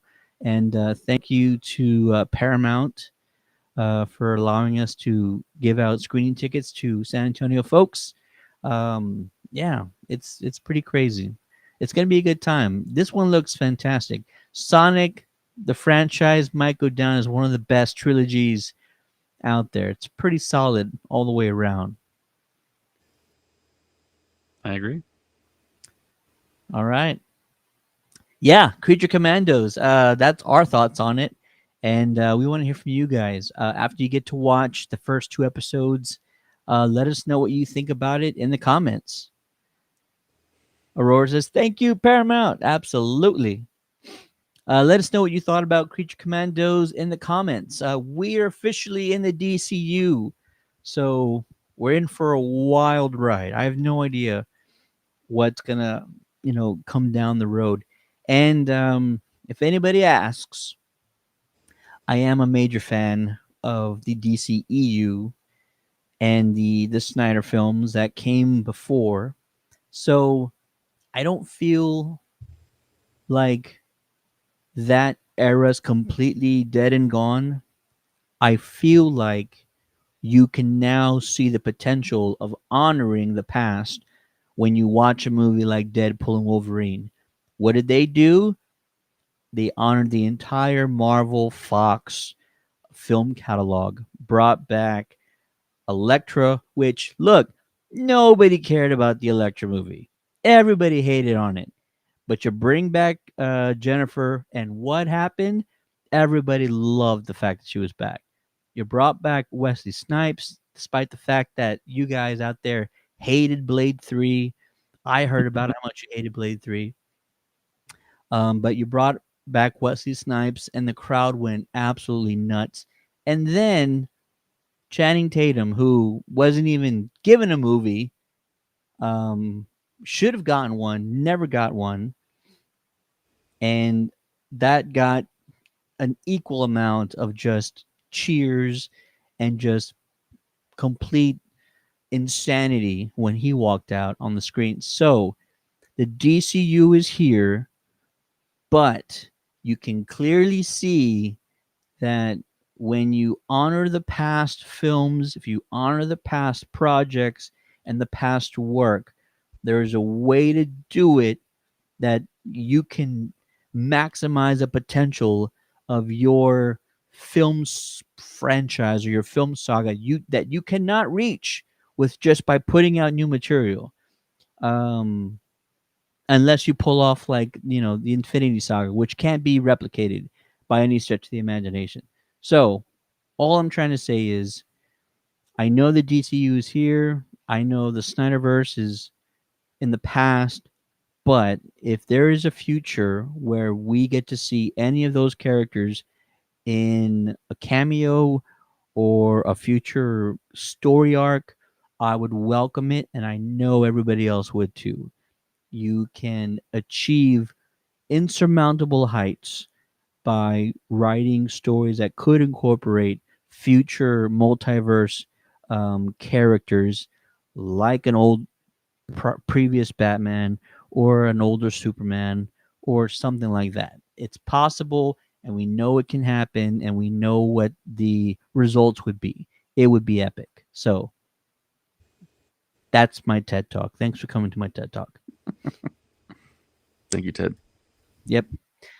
Shout out to Manuel Javier Garcia, who dropped 99 stars in the chat. My apologies for not seeing that sooner, my friend. Appreciate you doing that. Stars help us grow as a team, and we get to bring you guys all the adventures along for the ride with us. And yeah, it's pretty epic. We get to do some of this stuff. So appreciate you, Manuel Javier Garcia, for dropping the 99 stars. You are awesome, sir. Cool. Any thoughts on DCU or anything else, Dave? I mean, we waited a long time for it to finally show up. It's here now. This is day one, and I can't wait to see what James Gunn and Peter Safran have in store for us. What is after this? Do you know exactly? Oof. I mean, we all know that the Superman movie that's coming out is going to be a big component to the DCU, and that's going to have a lot of heroes in it. I think it's Superman. Yeah. Okay. And I know there's a couple other teams that they announced a while back, but I'm not sure when we're going to get those movies. But yeah, and of course the whole Batman and Damian Wayne storyline as well. So you asked, and here are the answers. July 11th. No, didn't they push that back? I thought it was the week of Comic Con, but maybe it's not now. Peacemaker is scheduled to be released in August of next year. Okay. So Superman Supergirl. is the next DCU Superman property. is the next one. Yeah. Okay, wow. Yeah. So Peacemaker, August. Supergirl, summer of 2026. Hmm. Batman Part 2, October of 2026. Why it's taken so long for Matt to come out with a sequel is beyond me. But that's not DCU, that's Elseworld, right? You're absolutely right. Not DCU, but Elseworlds. Lanterns is probably 2026 as well. Yep. Authority, The Brave and Bold. The Batman Uh, story. yeah. The Teen Titans movie. Yeah. Booster Gold. There's a bunch of other stuff. The Blue Yeah. Beetle animated series is probably going to come out before any of these, so probably 2026. Yeah. It's such a strange sort of amalgamation of like DC projects. You would think Wonder Woman, let's focus on sort of our main five or main six characters. Martian Manhunter, Green Arrow, none of those guys are coming up in any of these things, but Hmm. we're coming out with things like Creature Commandos, The Authority. It's interesting. I hope it pays off. I really do. I want DC to be successful. More than anything, I want DC, my favorite comic book franchise, to be successful. So I'm really hoping it does. All right. If you guys are just now joining us, if you missed the announcement from earlier, we will be joined tomorrow on a live stream with Alex Garfin from the Superman and Lois show. He plays Jordan Kent. The stream will begin at 7 p.m. Central Standard Time. You can join us here on Facebook or on YouTube. Bring your questions for Superboy. Yeah, buddy, it's going to be a good time. And I got one other thing that I really want to mention. It's kind of a big ask, but if you folks are watching from wherever you are across the U.S., across the country, I am a part of a Ghostbuster cosplay charity group here in San Antonio. And there are hundreds of other Ghostbusters cosplay groups across the US, probably like around 100 or maybe a little bit more than that.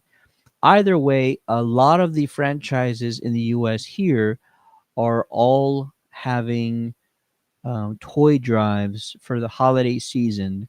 And each chapter in every state who's participating in a toy drive, all those donations go towards a local charity organization in their community. Um, all these Ghostbuster teams are fantastic. I know dozens of them. There a lot of them are friends of mine, and so what I'm asking you folks to do watching is, if you would like to help out, please go to the link in the chat. It's whoyagonacall.org. That's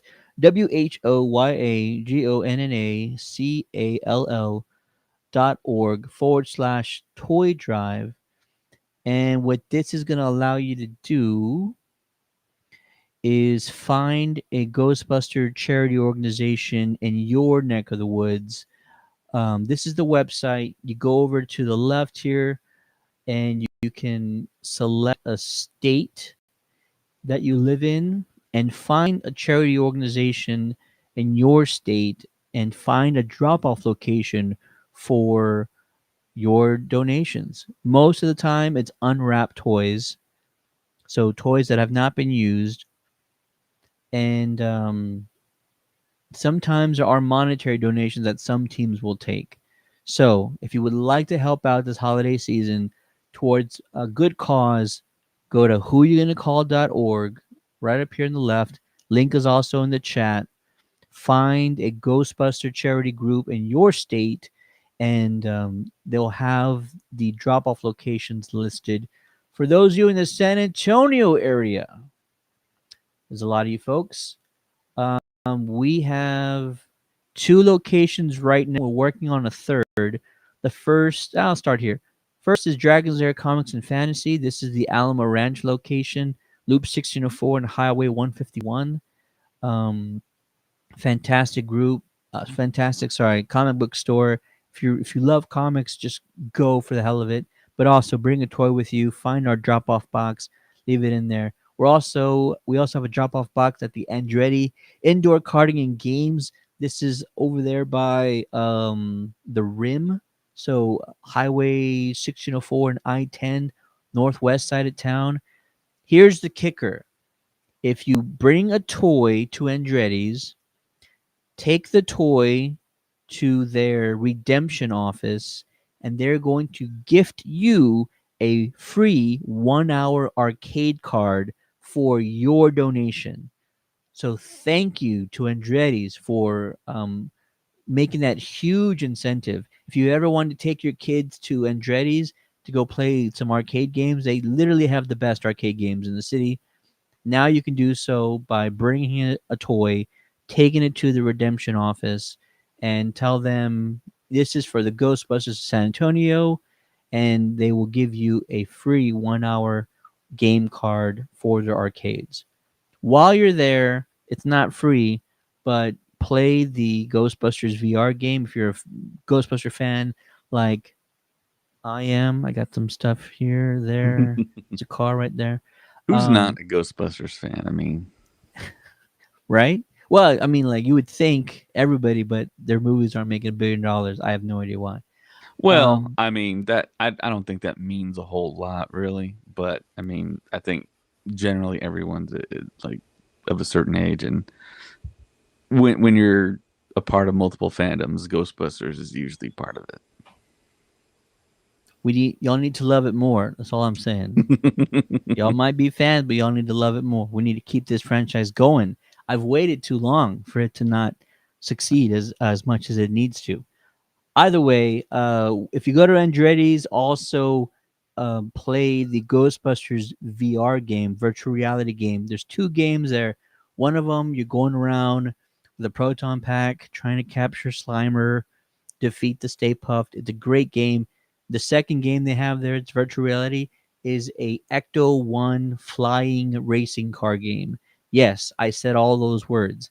You're in an Ecto One that flies, and you're racing it while I think you capture ghosts as well. I haven't played it yet. It's on my list of things.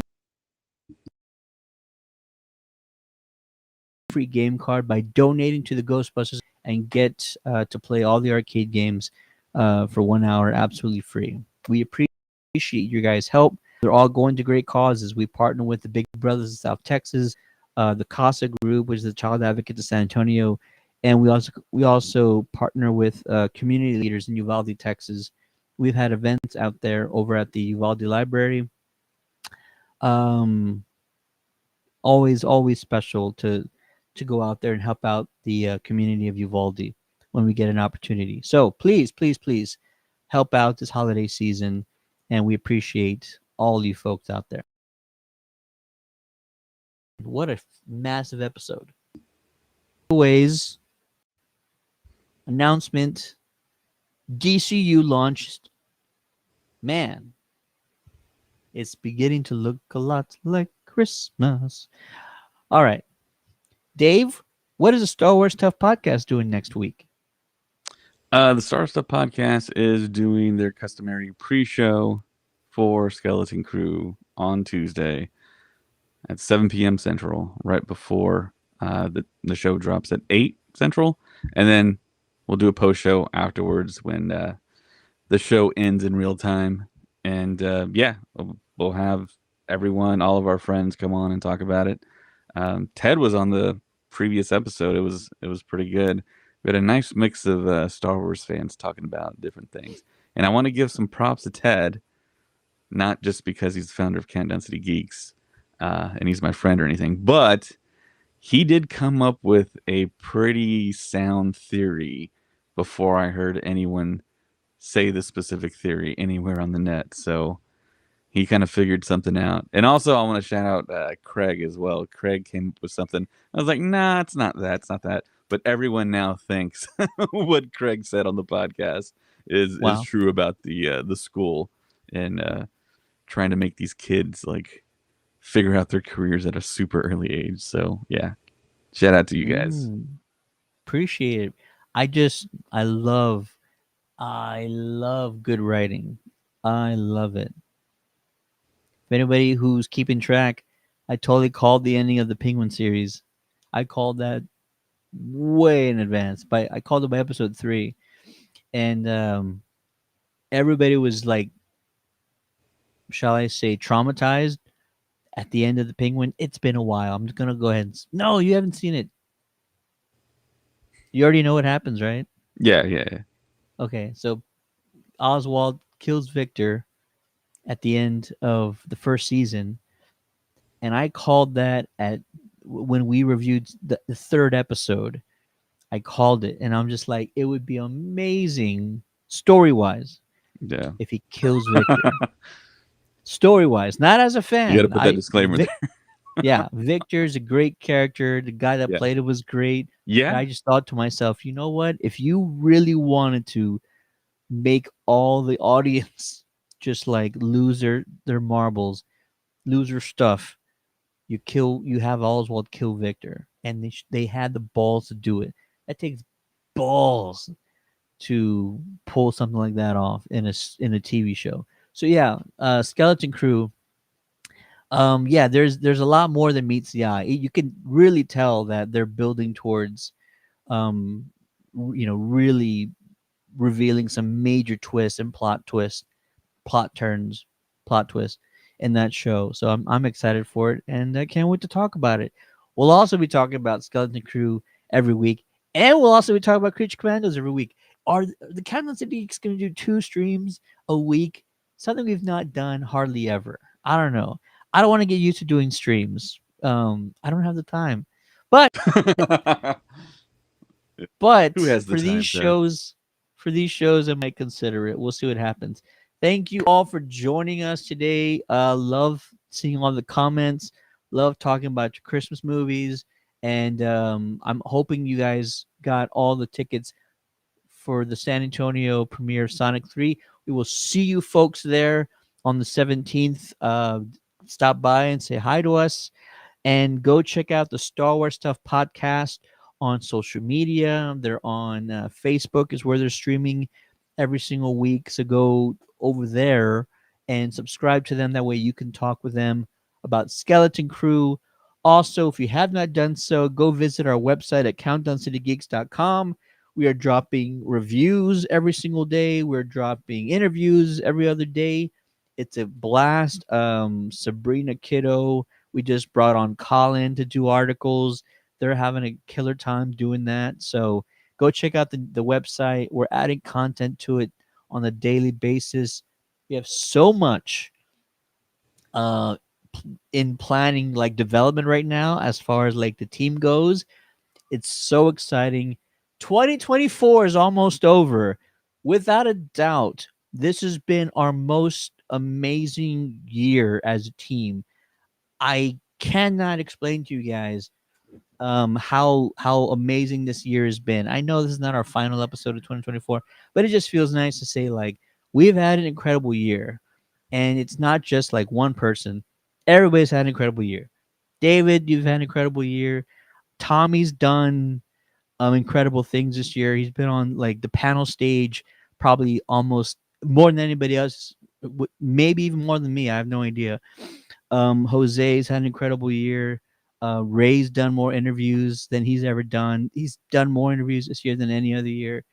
The WrestleCast has streamed every single week, and they've been at like almost every single local show in town. And the WrestleCast is so ingrained in the local wrestling community that like they're in like the storylines now. There's like a what's it called, a villain like team in town. They're like the NWO of San Antonio, right?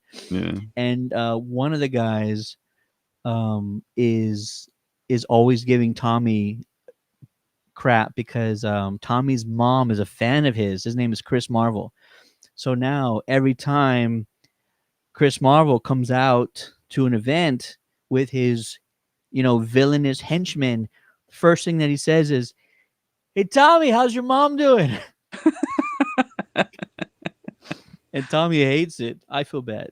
We're talking about Tommy on our show now, but yeah, no, it's wild the year that we've had, and we are planning to do a number of brand new things for 2025 that we've not attempted to do before. So it's very exciting. We're thrilled.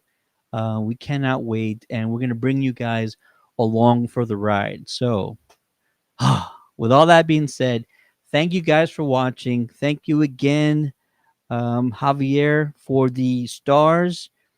Thanks for everybody in the chat. We had a blast for the Countdown City Geeks. My name is Ted, aka Steady. Joining me on this stream is the one and only David. Yeah, I'm glad I could make it off that parking lot we all call I-10. Yeah, it was tough tonight, guys. That's why I was late for the podcast. I was stuck coming home from work. So much construction, so many people want to park on I-10 these days. And yeah, it's wild. You need a helicopter, sir. Helicopter. Yeah, get the Batcopter out there. That's what you need. We'll Yeah. figure it out. Is it in your budget? Just like San Diego Comic Con, no, it is not in my budget. But we figure things out. We will absolutely figure things out. All right. Thank you all again for watching. Have a great rest of your night. Happy holidays. Go watch your Christmas movies that you guys love. I got a few that I got to watch that you guys recommended. And we will see you tomorrow with Jordan Kent himself, Alex Garfin from Superman and Lois, the incredible DC Comics TV show that just had its series finale. He will be joining us tomorrow night, 7 p.m. on this channel. Peace. Later.